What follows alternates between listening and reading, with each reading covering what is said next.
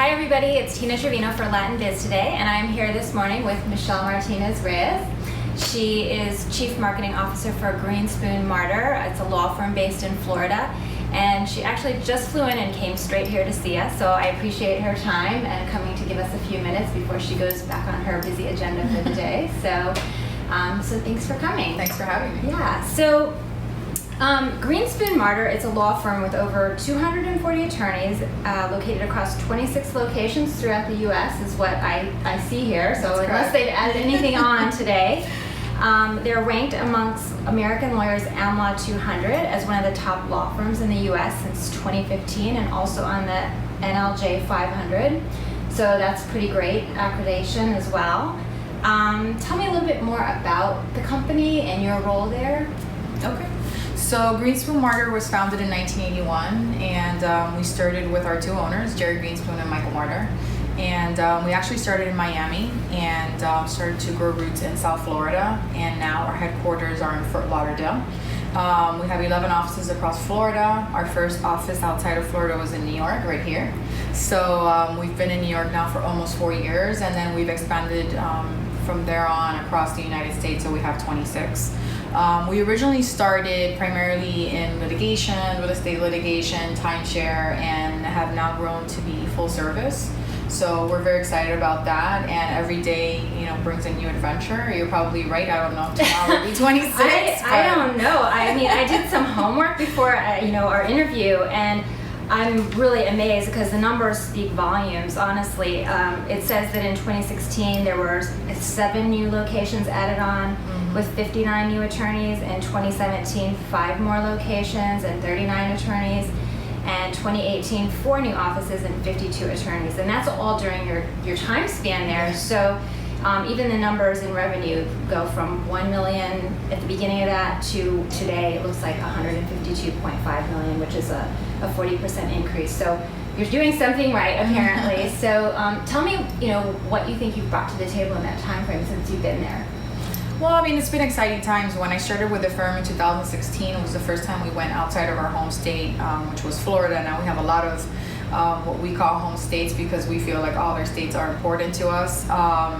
It's been a whirlwind in the sense of trying to build a true national brand with local roots at all those markets, trying to really show people what it really means culturally and from a business perspective, trying to create a presence not just in Florida and in our home region, but in all those new markets, which has been, it's always a challenge because there's so much competition.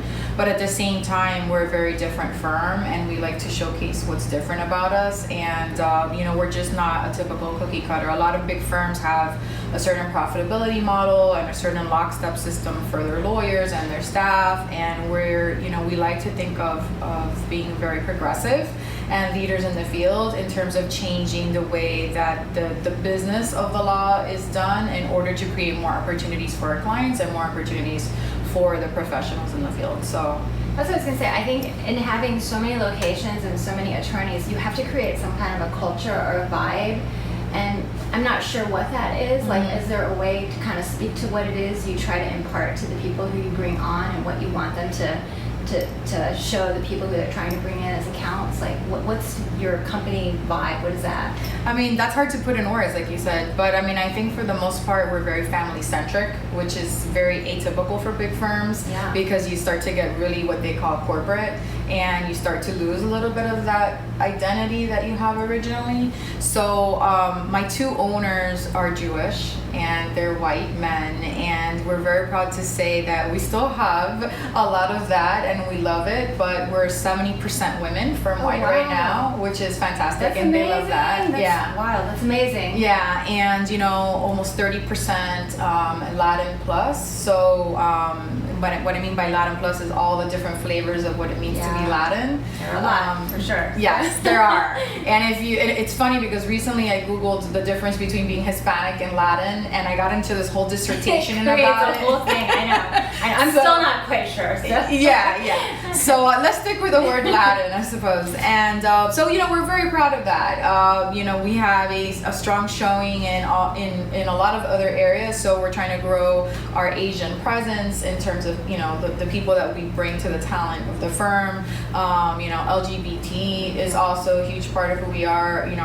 Our chief diversity officer is Latina. She's Puerto Rican. She's female. She's also a woman married to a woman. She's a lesbian. So we think that that's very unique, especially in legal, which is very traditional. Our firm deputy managing partner is also a young woman. She's in her 40s, and she helps the owners run the firm. And so we have a very diverse leadership and management group that we're very proud of. I think that's cool because I think no matter what business you're in, whether it's fashion, which I'm in here, and you're in law, whatever it is, like the people who you call on as your clients want to identify with you, right? 100%. So I think it's really important, especially in a business like law, where it can be intimidating for somebody to reach out for help from a lawyer and feel comfortable telling them their situation or what they're in and how they need to be helped. So yeah, absolutely. And whether our clients are consumers, whether we're doing areas that are to the consumer or to other businesses, our clientele has changed so much throughout the year. So like you say, people want to see people like themselves as part of the business, whether you're white, black, female, fill in the blank. It's always easier and more comfortable to identify with who you're doing business with. And I think culturally, even linguistically, we have a lot of clients that speak Spanish and speak other languages, and they want to connect with people that are like them. There's a lot of people who aren't comfortable fully with English language entirely, so having somebody else who can kind of fill in the blanks so they don't know the right word.